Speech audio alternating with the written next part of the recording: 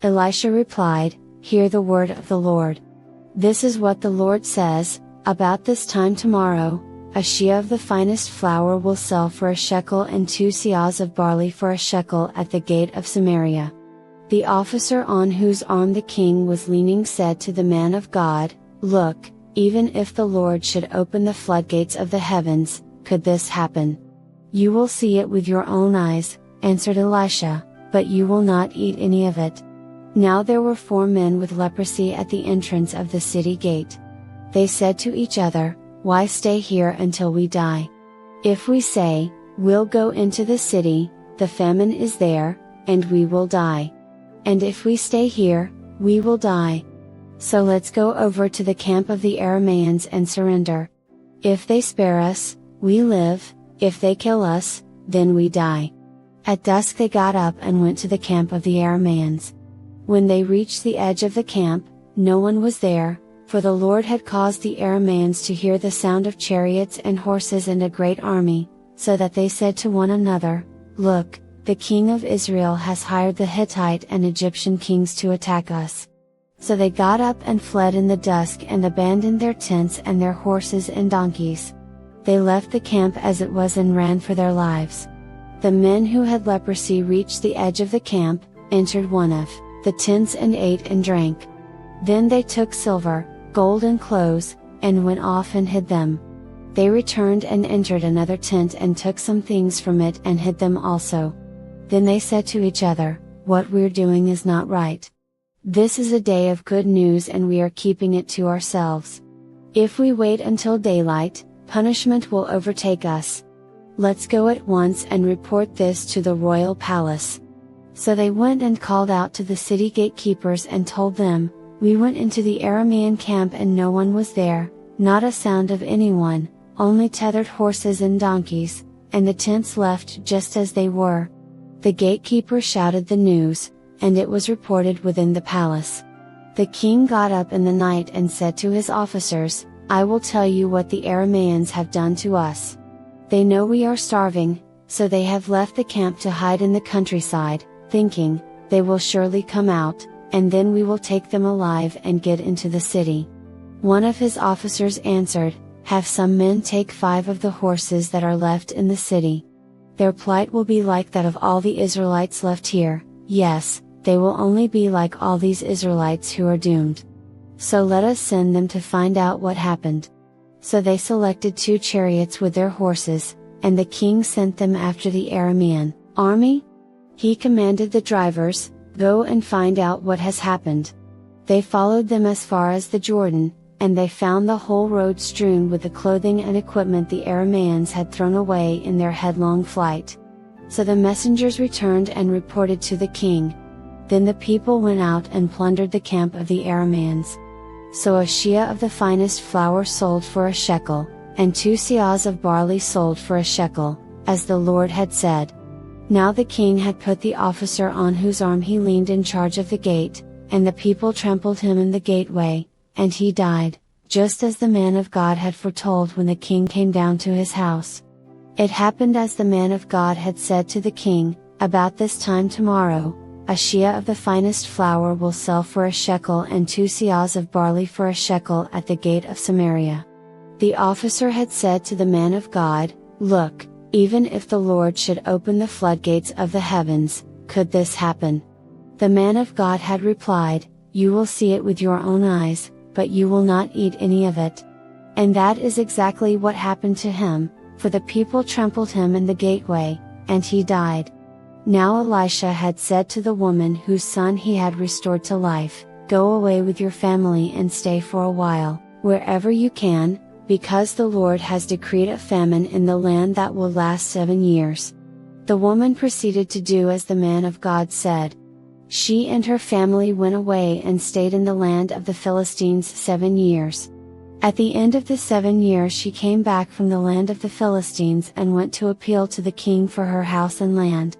The king was talking to Gehazi, the servant of the man of God, and had said, "Tell me about all the great things Elisha has done."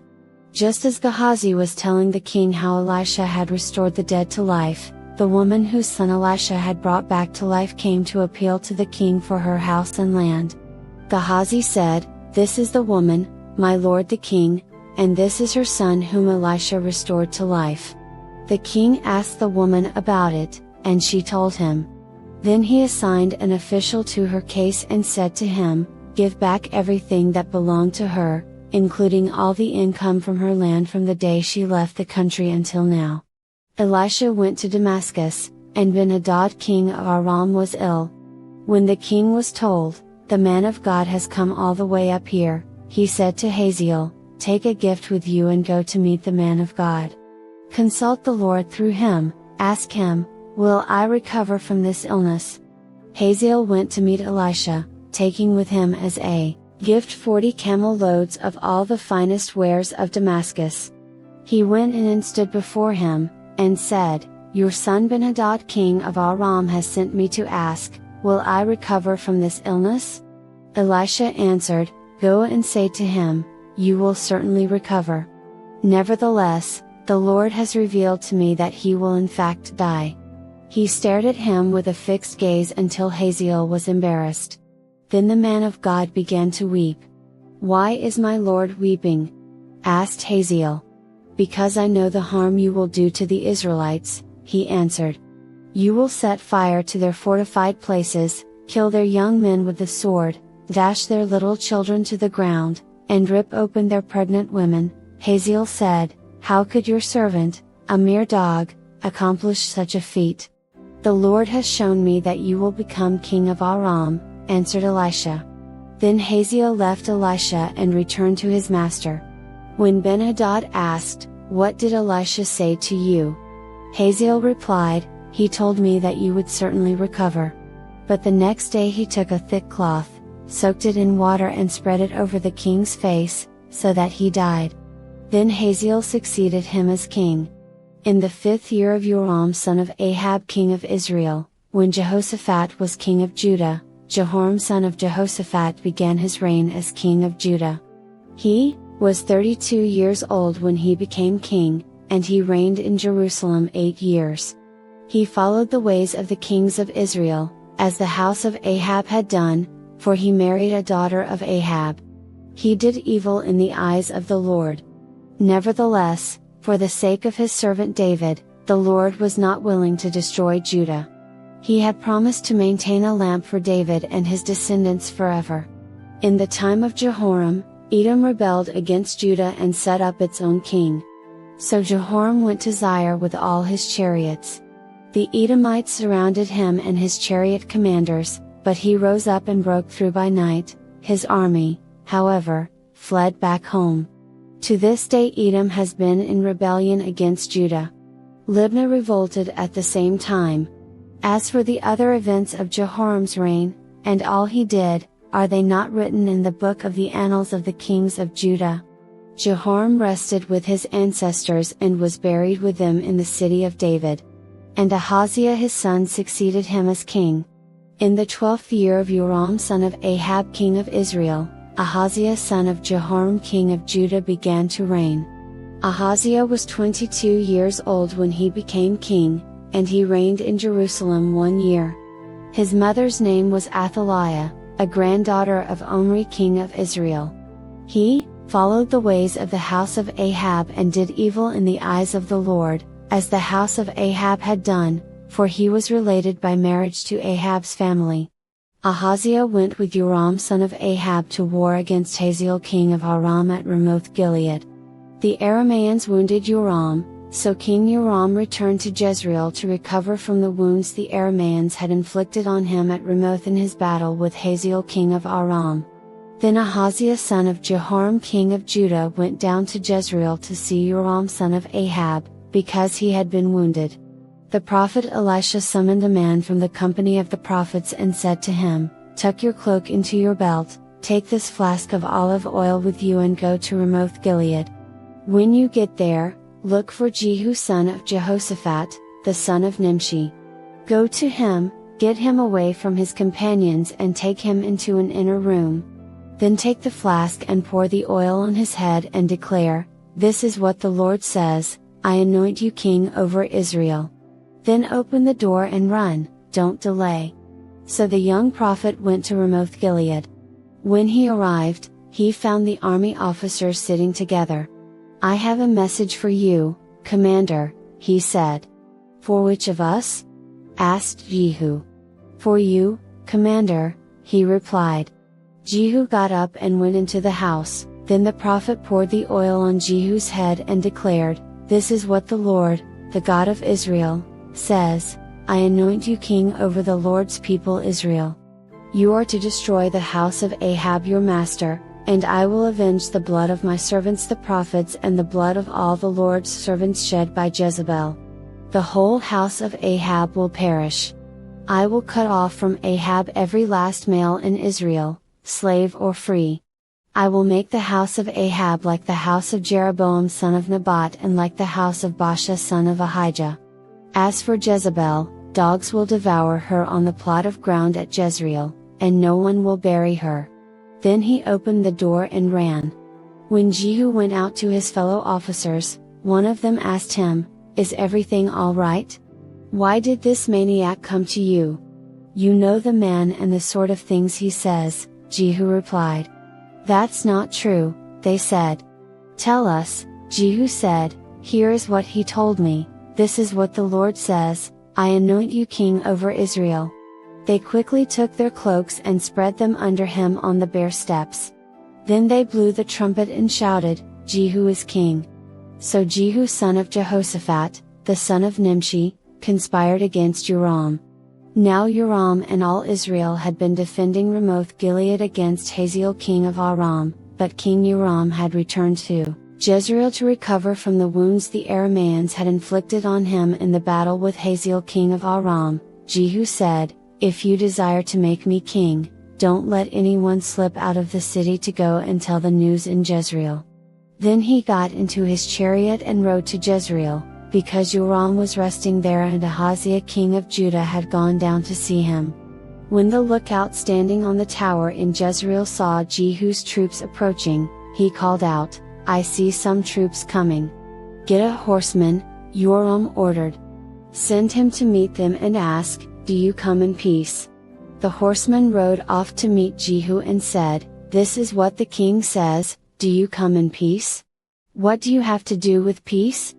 Jehu replied, "Fall in behind me." The lookout reported, "The messenger has reached them, but he isn't coming back." So the king sent out a second horseman. When he came to them he said, "This is what the king says, do you come in peace?" Jehu replied, "What do you have to do with peace? Fall in behind me." The lookout reported, "He has reached them, but he isn't coming back either." The driving is like that of Jehu son of Nimshi, he drives like a maniac. "Hitch up my chariot," Joram ordered. And when it was hitched up, Joram king of Israel and Ahaziah king of Judah rode out, each, in his own chariot, to meet Jehu. They met him at the plot of ground that had belonged to Naboth the Jezreelite. When Joram saw Jehu he asked, "Have you come in peace, Jehu?" "How can there be peace?" Jehu replied, "As long as all the idolatry and witchcraft of your mother Jezebel abound." Joram turned about and fled, calling out to Ahaziah, "Treachery, Ahaziah!" Then Jehu drew his bow and shot Joram between the shoulders. The arrow pierced his heart and he slumped down in his chariot. Jehu said to Bidkar, his chariot officer, "Pick him up and throw him on the field that belonged to Naboth the Jezreelite. Remember how you and I were riding together in chariots behind Ahab his father when the Lord spoke this prophecy against him. Yesterday I saw the blood of Naboth and the blood of his sons, declares the Lord, and I will surely make you pay for it on this plot of ground, declares the Lord. Now then, pick him up and throw him on that plot, in accordance with the word of the Lord." When Ahaziah king of Judah saw what had happened, he fled up the road to Beth Hagan. Jehu chased him, shouting, "Kill him too!" They wounded him in his chariot on the way up to Gur near Ibleam, but he escaped Megiddo and died there. His servants took him by chariot to Jerusalem and buried him with his ancestors in his tomb in the city of David. In the 11th year of Joram son of Ahab, Ahaziah had become king of Judah. Then Jehu went to Jezreel. When Jezebel heard about it, she put on eye makeup, arranged her hair and looked out of a window. As Jehu entered the gate, she asked, "Have you come in peace, you Zimri, you murderer of your master?" He looked up at the window and called out, "Who is on my side? Who?" 2 or 3 eunuchs looked down at him. "Throw her down," Jehu said. So they threw her down, and some of her blood spattered the wall and the horses as they trampled her underfoot. Jehu went in and ate and drank. "Take care of that cursed woman," he said, "and bury her, for she was a king's daughter." But when they went out to bury her, they found nothing except her skull, her feet and her hands. They went back and told Jehu, who said, "This is the word of the Lord that he spoke through his servant Elijah the Tishbite, on the plot of ground at Jezreel dogs will devour Jezebel's flesh. Jezebel's body will be like dung on the ground in the plot at Jezreel, so that no one will be able to say, 'This is Jezebel.'" Now there were in Samaria 70 sons of the house of Ahab. So Jehu wrote letters and sent them to Samaria, to the officials of Jezreel, to the elders and to the guardians of Ahab's children. He said, "You have your master's sons with you and you have chariots and horses, a fortified city and weapons. Now as soon as this letter reaches you, choose the best and most worthy of your master's sons and set him on his father's throne. Then fight for your master's house." But they were terrified and said, "If 2 kings could not resist him, how can we?" So the palace administrator, the city governor, the elders and the guardians sent this message to Jehu, "We are your servants and we will do anything you say. We will not appoint anyone as king, you do whatever you think best." Then Jehu wrote them a second letter, saying, "If you are on my side and will obey me, take the heads of your master's sons and come to me in Jezreel by this time tomorrow." Now the royal princes, 70 of them, were with the leading men of the city, who were rearing them. When the letter arrived, these men took the princes and slaughtered all 70 of them. They put their heads in baskets and sent them to Jehu in Jezreel. When the messenger arrived, he told Jehu, "They have brought the heads of the princes." Then Jehu ordered, "Put them in 2 piles at the entrance of the city gate until morning." The next morning Jehu went out. He stood before all the people and said, "You are innocent. It was I who conspired against my master and killed him, but who killed all these? Know, then, that not a word the Lord has spoken against the house of Ahab will fail. The Lord has done what he announced through his servant Elijah." So Jehu killed everyone in Jezreel who remained of the house of Ahab, as well as all his chief men, his close friends and his priests, leaving him no survivor. Jehu then set out and went toward Samaria. At Beth-Eked of the shepherds, he met some relatives of Ahaziah king of Judah and asked, "Who are you?"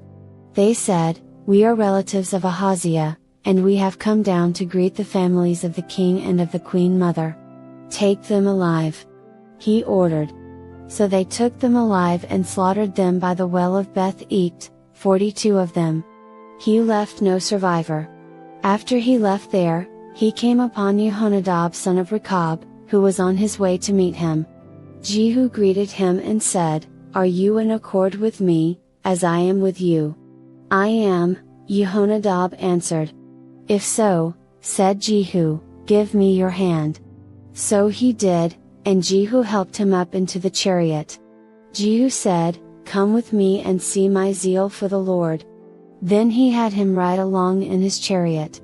When Jehu came to Samaria, he killed all who were left there of Ahab's family, he destroyed them, according to the word of the Lord spoken to Elijah. Then, Jehu brought all the people together and said to them, "Ahab served Baal a little, Jehu will serve him much. Now summon all the prophets of Baal, all his servants and all his priests. See that no one is missing, because I am going to hold a great sacrifice for Baal. Anyone who fails to come will no longer live." But Jehu was acting deceptively in order to destroy the servants of Baal. Jehu said, "Call an assembly in honor of Baal." So they proclaimed it, Then he sent word throughout Israel, and all the servants of Baal came, not one stayed away. They crowded into the temple of Baal until it was full from one end to the other. And Jehu said to the keeper of the wardrobe, "Bring robes for all the servants of Baal." So he brought out robes for them. Then Jehu and Jehonadab son of Rechab went into the temple of Baal. Jehu said to the servants of Baal, "Look around and see that no one who serves the Lord is here with you, only servants of Baal." So they went in to make sacrifices and burnt offerings. Now Jehu had posted 80 men outside with this warning, "If one of you lets any of the men I am placing in your hands escape, it will be your life for his life." As soon as Jehu had finished making the burnt offering, he ordered the guards and officers, "Go in and kill them, let no one escape." So they cut them down, with the sword. The guards and officers threw the bodies out and then entered the inner shrine of the temple of Baal. They brought the sacred stone out of the temple of Baal and burned it. They demolished the sacred stone of Baal and tore down the temple of Baal, and people have used it for a latrine to this day. So Jehu destroyed Baal worship in Israel. However, he did not turn away from the sins of Jeroboam son of Nebat, which he had caused Israel to commit, the worship of the golden calves at Bethel and Dan. The Lord said to Jehu, "Because you have done well in accomplishing what is right in my eyes and have done to the house of Ahab all I had in mind to do, your descendants will sit on the throne of Israel to the 4th generation." Yet Jehu was not careful to keep the law of the Lord, the God of Israel, with all his heart. He did not turn away from the sins of Jeroboam, which he had caused Israel to commit. In those days the Lord began to reduce the size of Israel. Hazael overpowered the Israelites throughout their territory east of the Jordan and all the land of Gilead, the region of Gad, Reuben and Manasseh, from Aroer by the Arnon Gorge through Gilead to Bashan. As for the other events of Jehu's reign, all he did, and all his achievements, are they not written in the book of the annals of the kings of Israel? Jehu rested with his ancestors and was buried in Samaria. And Jehoahaz his son succeeded him as king. The time that Jehu reigned over Israel in Samaria was 28 years. When Athaliah the mother of Ahaziah saw that her son was dead, she proceeded to destroy the whole royal family. But Jehosheba, the daughter of King Jehoram and sister of Ahaziah, took Joash son of Ahaziah and stole him away from among the royal princes, who were about to be murdered. She put him and his nurse in a bedroom to hide him from Athaliah, so he was not killed. He remained hidden with his nurse at the temple of the Lord for 6 years while Athaliah ruled the land. In the 7th year Jehoiada sent for the commanders of units of 100, the Kerites and the guards and had them brought to him at the temple of the Lord. He made a covenant with them and put them under oath at the temple of the Lord. Then he showed them the king's son. He commanded them, saying, "This is what you are to do, you who are in the 3 companies that are going on duty on the Sabbath, a third of you guarding the royal palace, a third at the Sur gate, and a third at the gate behind the guard, who take turns guarding the temple, and you who are in the other 2 companies that normally go off Sabbath duty are all to guard the temple for the king. Station yourselves around the king, each of you with weapon in hand. Anyone who approaches your ranks is to be put to death. Stay close to the king wherever he goes." The commanders of units of 100 did just as Jehoiada the priest ordered. Each one took his men, those who were going on duty on the Sabbath and those who were going off duty, and came to Jehoiada the priest. Then he gave the commanders the spears and shields that had belonged to King David and that were in the temple of the Lord. The guards, each with weapon in hand, stationed themselves around the king, near the altar and the temple, from the south side to the north side of the temple. Jehoiada brought out the king's son and put the crown on him. He presented him with a copy of the covenant and proclaimed him king. They anointed him, and the people clapped their hands and shouted, "Long live the king!" When Athaliah heard the noise made by the guards and the people, she went to the people at the temple of the Lord.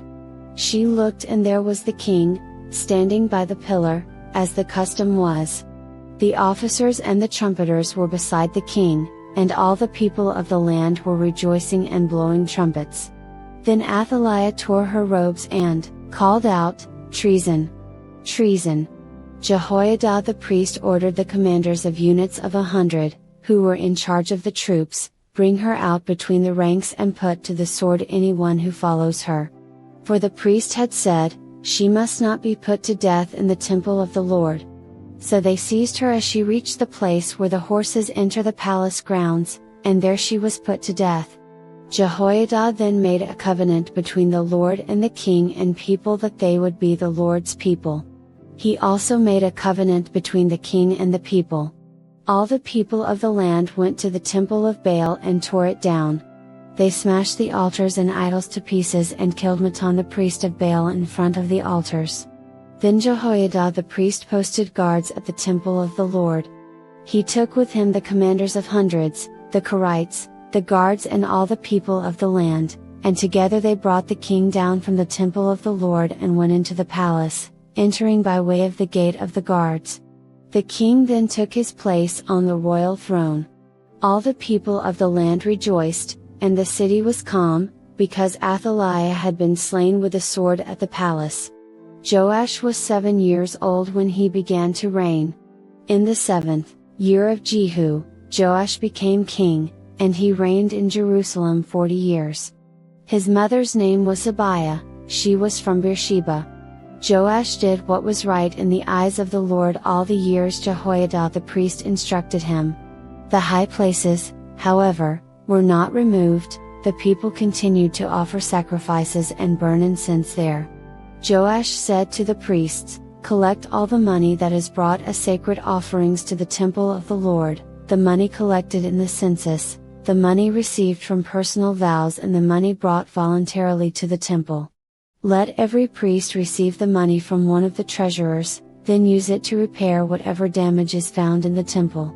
But by the 23rd year of King Joash the priest still had not repaired the temple. Therefore King Joash summoned Jehoiada the priest and the other priests and asked them, "Why aren't you repairing the damage done to the temple? Take no more money from your treasurers, but hand it over for repairing the temple." The priests agreed that they would not collect any more money from the people and that they would not repair the temple themselves. Jehoiada the priest took a chest and bored a hole in its lid. He placed it beside the altar, on the right side as one enters the temple of the Lord. The priests who guarded the entrance put into the chest all the money that was brought to the temple of the Lord. Whenever they saw that there was a large amount of money in the chest, the royal secretary and the high priest came, counted the money that had been brought into the temple of the Lord and put it into bags. When the amount had been determined, they gave the money to the men appointed to supervise the work on the temple. With it they paid those who worked on the temple of the Lord, the carpenters and builders, the masons and stonecutters.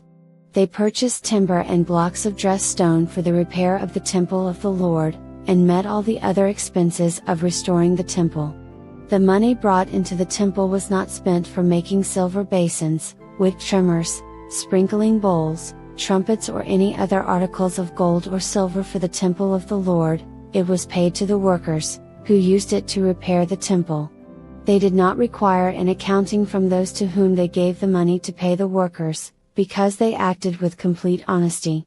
The money from the guilt offerings and sin offerings was not brought into the temple of the Lord, it belonged to the priests. About this time Hazael king of Aram went up and attacked Gath and captured it. Then he turned to attack Jerusalem. But Joash king of Judah took all the sacred objects dedicated by his predecessors, Jehoshaphat, Jehoram, and Ahaziah, the kings of Judah, and the gifts he himself had dedicated and all the gold found in the treasuries of the temple of the Lord and of the royal palace, and he sent them to Hazael king of Aram, who then withdrew from Jerusalem. As for the other events of the reign of Joash, and all he did, are they not written in the book of the annals of the kings of Judah? His officials conspired against him and assassinated him at Beth Millo, on the road down to Shelah. The officials who murdered him were Jozabad son of Shimeath and Jehozabad son of Shomer. He died and was buried with his ancestors in the city of David. And Amaziah his son succeeded him as king.